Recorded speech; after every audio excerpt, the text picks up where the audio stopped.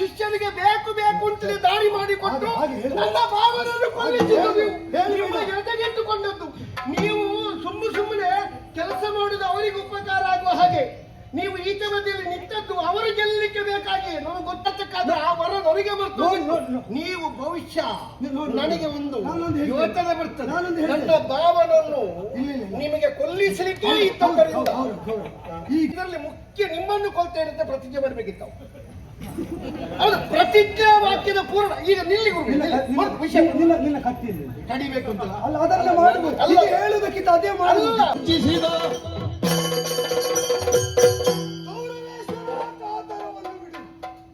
ಸಮಾಲೋಚನಾ ಸಭೆ ನಾವು ಮುಂದೆ ನೀಡುವುದು ಹೇಗೆ ಎಂಬುದನ್ನು ಯೋಚಿಸುವುದಕ್ಕಿಂತ ತಾಡವಾಗಬೇಕು. ಬಿಟ್ಟರೆ ಕಣ್ಣೀರ್ಗೆರೆಯಿದ್ದ ಗತಕಾಲದಲ್ಲಿ ನಮಗಾಗಿ ಸಹಾಯ ಮಾಡಿದವರ ಭರ್ಸನೆಗೋ ನಿಂದನೆಗೋ ವೇದಿಕೆಯಾಗಕೂಡದು. ಈಗ ಆದದ್ದೇನು ಇವತ್ತಿನ ಯುದ್ಧದಲ್ಲಿ ಭಾವನಾದ ಸೈಂಧವ ಸತ್ತ, ನಷ್ಟ ಸಣ್ಣದೂತ ನನ್ನ ಮಾತಿಲ್ಲ. ಸಾವು ನೋವುಗಳ ಸಮರ ವಿದ್ಯಮಾನದಲ್ಲಿ ಸಹಜವಾದದ್ದು ಎಂಬ ರಾಜನೀತಿಯ ಪ್ರಬುದ್ಧತೆ ನಿನಗುಂಟು ಅಂತಾದರೆ ಇನ್ನು ಮುಂದೆ ತೊಡಗುವ ಯುದ್ಧದಲ್ಲಿ ಸತ್ತಿರುವುದು ಸೈಂಧವ ಮಾತ್ರ, ದ್ರೋಣನಲ್ಲ. ಆತ ತಾಯಿಗಳ ಶಿರ ಚಂದಾಡಿ ಪ್ರಯತ್ನಿಸ್ತೇನೆ ನಿನಗಾಗಿ. ಕಾತರ ತೋಷವಾಗಿತೇ ನಿವಾಗಿನಿತು ಸಂಗರಾದಳು ವಾತವಾಸುತನೋಳು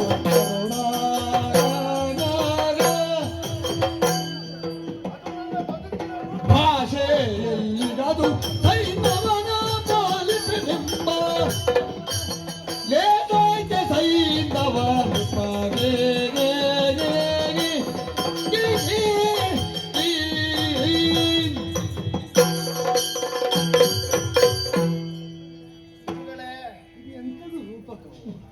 ನನ್ನ ಬದುಕಿನ ರೂಪಕ ಅಂತ ಕಾಲು ತೆಗೆದು ನೆಲದ ಮೇಲೆ ಹಾಗೆ ಹೊಡೆಯುತ್ತೆ. ಇತ್ತೀಚೆಗೆ ನಿತ್ತು ಕಾಲು ಇರುವೆ ಬರ್ಲಿಕ್ಕೆ ಆರಂಭ ಆಗಿದೆ. ಒಳಗಿನಿಂದ ರಕ್ತದಲ್ಲಿ ಯಾವುದೋ ಒಂದು ಒತ್ತಡ ಬಂದಿರಬೇಕು.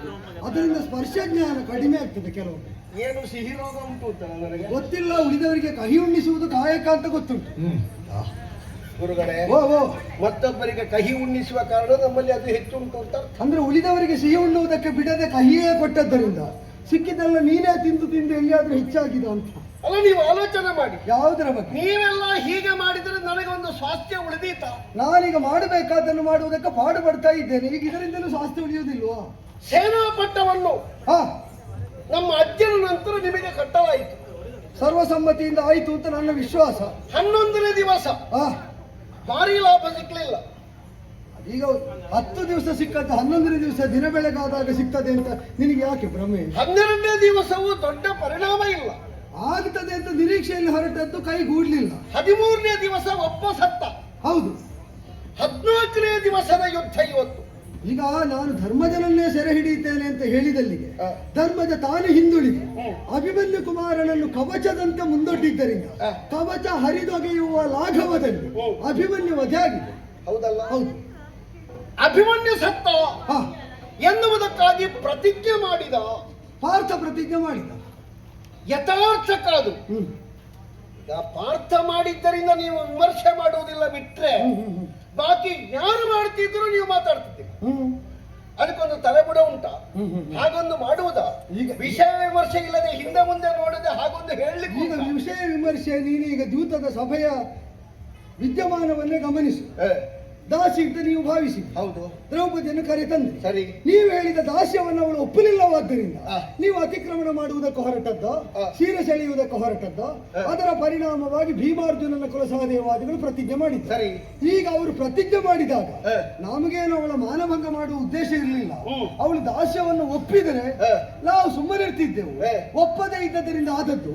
ಆದ್ದರಿಂದ ದೋಷಿ ನಿಮ್ಮ ಹೆಂಡತಿ ಬಿಟ್ರೆ ನಾವಲ್ಲ ಅಂತ ಸಮರ್ಥನೆ ಕೊಡ್ಲಿಕ್ಕೆ ಹೋದ್ರೆ ಯಾಕೆ ಹೋಗ್ಲಿಲ್ಲ? ವಾದದ ವಿಷಯವೇ ಅಲ್ಲ. ಯಾಕಲ್ಲ, ಅವರ ಹೆಂಡತಿಯ ಮಾನಭಂಗಕ್ಕೆ ನಾವು ಪ್ರಯತ್ನಿಸಿದ್ದೇವೆ ಎನ್ನುವುದರಿಂದ ಅವರು ಪ್ರತಿಜ್ಞೆ ಮಾಡಿ. ಇಲ್ಲಿಯೂ ಅಷ್ಟೇ ಸತ್ತದ್ದು ಪಾರ್ಥನ ಮಗನಾದ್ದರಿಂದ ಪ್ರತಿಜ್ಞೆ ಮಾಡಿದ್ದಾನೆ. ಅಷ್ಟೇ ವಿಷಯ. ಪ್ರತಿಜ್ಞೆಯ ವಿಸ್ತಾರದ ವಾಕ್ಯಗಳನ್ನು ಆಧರಿಸಿದ್ರೆ ಎಂತದ್ದು?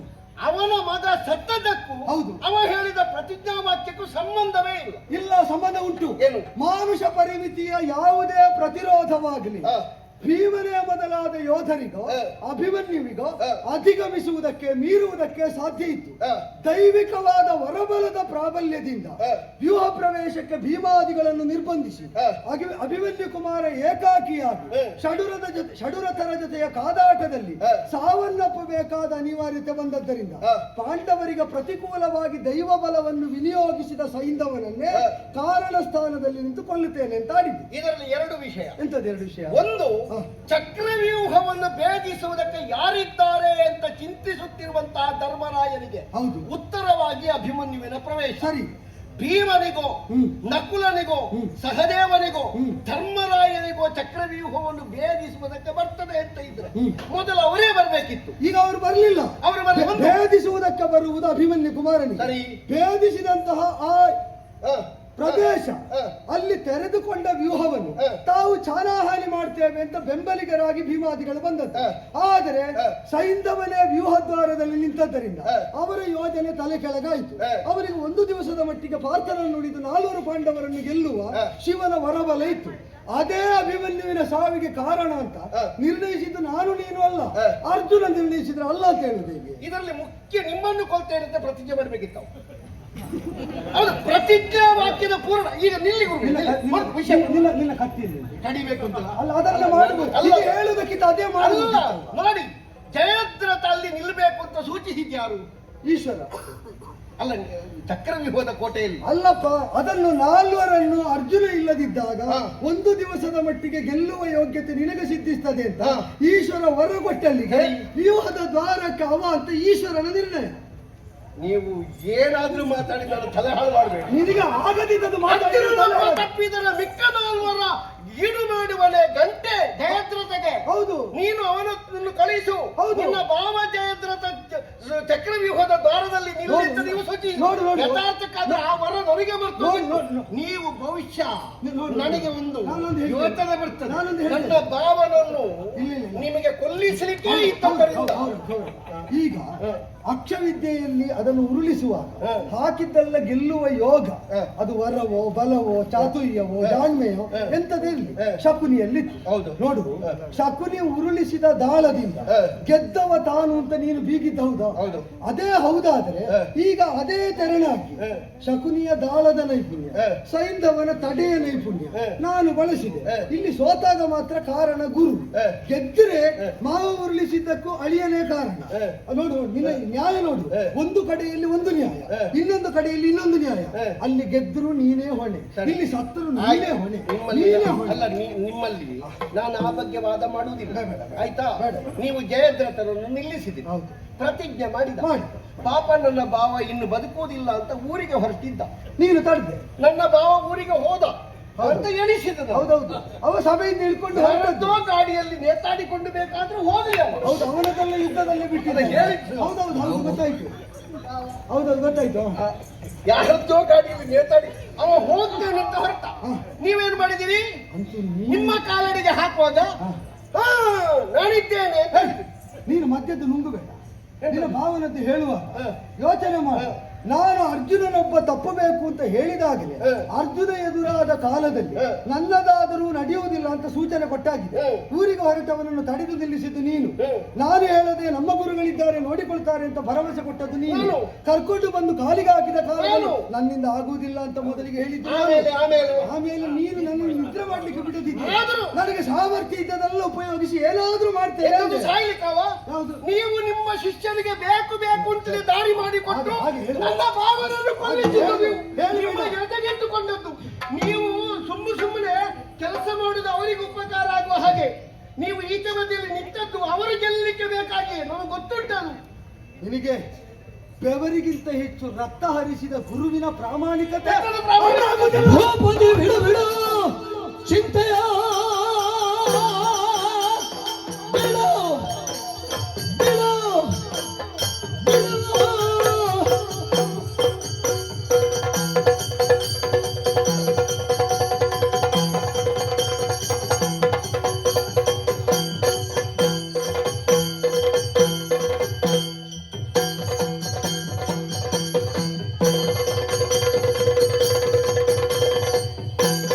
ಗೋಪತಿ ಬಿಡು ಬಿಡು ಚಿಂತೆಯ ಮೆಚ್ಚುವ ಅದರದಲ್ಲಿ ಶೌರ್ಯವನ್ನ ಪರಾರಿದ್ದೀರಿ ನಾಲಿ. ಈ ಚಿಂತೆಯನ್ನು ಬಿಡು. ಇನ್ನು ನಿನ್ನನ್ನು ಮೆಚ್ಚಿಸುವುದಕ್ಕೆ ನಾನು ಕಾದಾಟ ಮಾಡುವುದಿಲ್ಲ. ನನ್ನ ಪ್ರಾಮಾಣಿಕತೆ ಹಸ್ತಿನಾವತಿಗೆ ಕಾಲಿಟ್ಟ ಮೇಲೆ ಆಚಾರ್ಯ ಭೀಷ್ಮರ ಬದುಕನ್ನು ಅನುಸರಿಸಬೇಕು ಅಂತ ಭರದ್ವಾಜ ಸೂನುವಾದ ನಾನು ಸಂಕಲ್ಪಿಸಿ ಅವರಲ್ಲಿ ಮುಚ್ಚಿಟ್ಟು ಏನನ್ನು ಮಾಡಿದ್ದಿಲ್ಲ. ಶಿಷ್ಯರನ್ನು ಸ್ವೀಕಾರ ಮಾಡುವಾಗಲೂ ಧ್ರುಪದ ವಿರೋಧಕ್ಕೆ ಅಂತ ಪ್ರಾಮಾಣಿಕವಾಗಿ ಹೇಳಿದ ಮೇಲೆ ಶಿಷ್ಯ ಸ್ವೀಕಾರ ಮಾಡಿದ್ದು. ಆ ಪೀಠದಲ್ಲಿಗೆ ನನ್ನ ನಿಷ್ಠೆ ಅಂತ ಬದ್ಧತೆ ಅಂತ. ಬ್ರಾಹ್ಮಣರಾಗಿ ನಾನು ಕಲಿತದ್ದು ಕಲಿಸುವುದಕ್ಕೆ ಮಾತ್ರ, ಹಿಡಿದು ಹೊಡೆಯುವುದಕ್ಕಲ್ಲ. ಅನ್ನದಾನ ಇಲ್ವ ನಿಮಗೆ? ನೀವು ಈ ಆಪತ್ಕಾಲದಲ್ಲಿ ಅರಿತ ವಿದ್ಯೆ ವಿನಿಯೋಗಿಸದಿದ್ದರೆ ಶಿಷ್ಯರ ಜೀವಕ್ಕೆ ಯಾರು? ಇದನ್ನು ಹೇಳಿ ಕಪಟ ಕಣ್ಣೀರನ್ನು ಸುರಿಸಿದ್ದು ನೀನು. ಧೃತರಾಷ್ಟ್ರ ಭೂಪತಿಯರಿಗೆ ನಿಷ್ಠೆಯಿಂದ ಬ್ರಾಹ್ಮಣರಾದ ನಾನು ಮಾತ್ರ ಅಲ್ಲ, ನನ್ನ ಮಗನನ್ನು ಕೂಡಿಕೊಂಡು ನಾನು ನಿಜವಾದ ಕಣ್ಣೀರಿಸಿದ್ರು ಕಪಟ ಕಣ್ಣೀರು. ಹೌದೌದು, ಬಾಕಿದವರು ಅಪ್ಪ ಕಣ್ಣೀರು ಮಕ್ಕಳು. ಬರ್ಲಿಕ್ಕಂತದ್ದು ತಾಗಿ ಕೂಗಿದ್ರು ಅದು ಕೂಗು. ಬ್ರಾಹ್ಮಣನಾದ ಅಪ್ಪ ಮಕ್ಕಳು ಒಟ್ಟಾಗಿ ಭೂಪತಿಯಡೆಗಿನ ನಿಷ್ಠೆಯಿಂದ ತೊಡಗಿದ್ರೆ ಆ ನಿಷ್ಠೆಗೆ ಬೆಲೆ ಇಲ್ಲ, ಮಾಡಿದ ಪ್ರಯತ್ನಕ್ಕೆ ಯಾವುದೇ ಸಾರ್ಥಕ ಇಲ್ಲ. ನೀನು ಒಪ್ಪದಿದ್ರೆ ಬೇಡ, ವಿಪಕ್ಷದಲ್ಲಿ ಸರ್ವಪಕ್ಷದವರು ದೇವರು ತಪ್ಪುವ ಶ್ರೀಪತಿ ಮೆಚ್ಚುವ ಹಾಗೆ ಇಂದು ತೊಟ್ಟ ಕವಚ ಹಗಲು ರಾತ್ರಿಗಳ ಭೇದ ಇಲ್ಲದೆ ಆ ಕವಚದಿಂದ ಲೋಕಕ್ಕೆ ದುಮ್ಮಿಕ್ಕಿ ವಿಪಕ್ಷದವರ ತಲೆ ಕಡಿಯುವಾಗ ಶ್ರೀಪತಿ ಮೆಚ್ಚ ಅಹುದೆನ್ನುವಂತೆ ಮಾಡ್ತೇನೆ. ಸಾಕು. ಇಷ್ಟು 3 ದಿವಸವೂ ಹೇಳಿದ್ದೀರಿ, ಈಗ ನಾಳೆ ಮಾಡ್ತೀರಿ ಆದ್ರೆ ಒಂದು ಲೆಕ್ಕ ಕೊಡಿ, ಇಂಥದ್ದು ಮಾಡ್ತೇನೆ ಅಂತ. ನಿನಗೆ ಲೆಕ್ಕ ಬರ್ತದ? ಅಂತದ್ದು ನೆನಪುಟ್ಟ ಲೆಕ್ಕ ಮಾಡು. ಕರ್ತವ್ಯ ಮತ್ಸ್ಯ ವಿರಾಟನ ಕರ್ತವ್ಯ.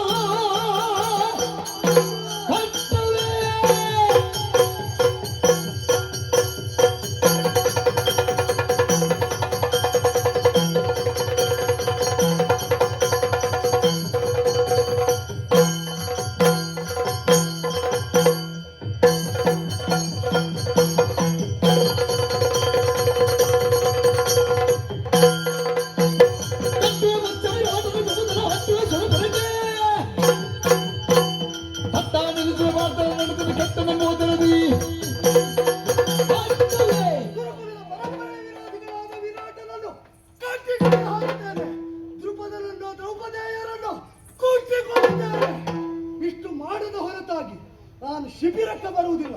ಇದು ದ್ರೋಣರ ಪಾತ್ರ.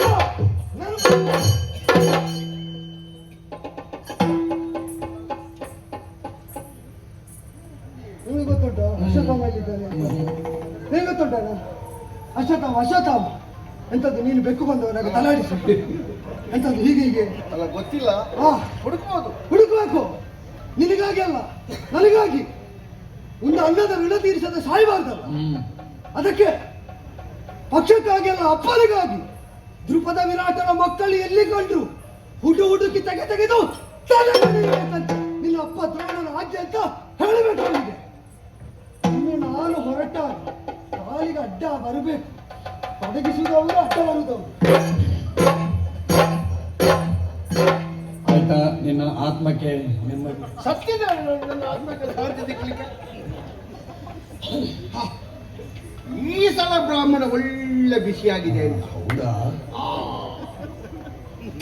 ನಾನು ಬೇಕಂತಲೇ ಸ್ವಲ್ಪ ಚುಚ್ಚಿದ್ದು, ಇಲ್ಲದಿದ್ರೆ ಇದು ಸುಮ್ಮನೆ ನಮ್ಮಲ್ಲಿ ಇರುವುದೇ ಅದು. ಈ ಹುಳುವಾದ ನೀರಿಗೆ ಹುಳುವುದು ಅಂತ ಒಂದು ಗೊತ್ತುಂಟ ನಿಮಗೆ? ಗೊತ್ತು. ಒಳ್ಳೆ ಕೃಷಿಕರಲ್ಲಿ ಕೇಳಿ, ತುಂಬಾ ಗದ್ದೆಯಲ್ಲಿ ನೀರಿದ್ರೆ ಎಲ್ಲೇ ಹುಳುತ್ತಾ ಇದ್ದೇವೆ ಅಂತ ನಮಗೆ ಹಾದಿ ಗೊತ್ತಾಗುವುದಿಲ್ಲ. ಮಧ್ಯಾಹ್ನದ ಸುಮ್ಮನೆ ಹುಳುತ್ತಾ ಇರುವುದು ಅದು ನಮ್ಮಾಚೆಗೆಲ್ಲ ಬಾರಿ ಪ್ರಸಿದ್ಧ. ನೀರಿಗೆ ಹುಳುವುದು ಕೆಲಸ ಹೋಗ್ತಾ ಇರುವುದು ಅಷ್ಟೇ.